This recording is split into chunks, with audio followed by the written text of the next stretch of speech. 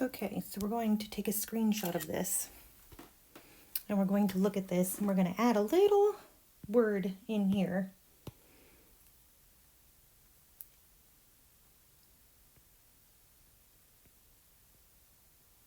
Starting direction.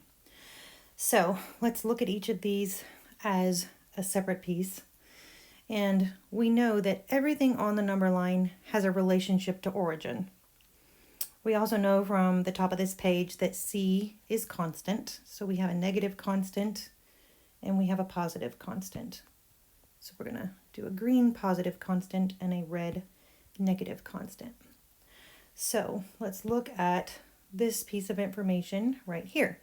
And it says that x is approaching negative infinity. X approaches negative infinity from the right starting direction, okay? So it's approaching negative infinity from the right, which means we started here and we're moving left, but we started from the right.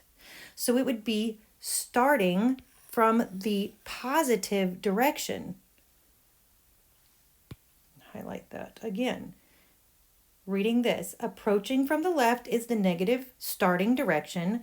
Approaching from the right is the positive starting direction. So again, when we look over here, x is approaching negative infinity from the positive starting direction. So it's not about where it's traveling as far as positive and negative, it's where it started. It makes all the difference here. So let's move to our next one. This one is x approaches negative c, which lives right here. X approaches negative c, and then this little notation here tells us that it's from the left. From the left is the same as saying from the negative starting direction. We started, let's just say we started here, and we are approaching, which it wouldn't travel on this curved or oblique line, but I am approaching negative c from the negative starting direction.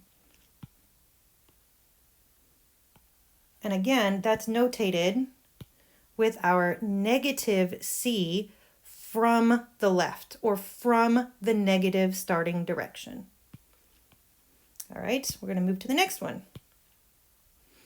This one, we are approaching negative c from the right.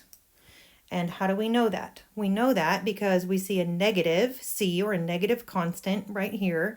And then up here, it tells us from which direction we're traveling. Alexa, stop.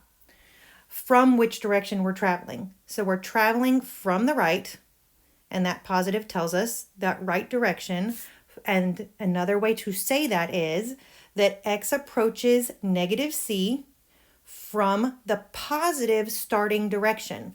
It started somewhere on the positive side and it's traveling toward negative c, and that is that one. Excuse me. Okay, let's look at our next one.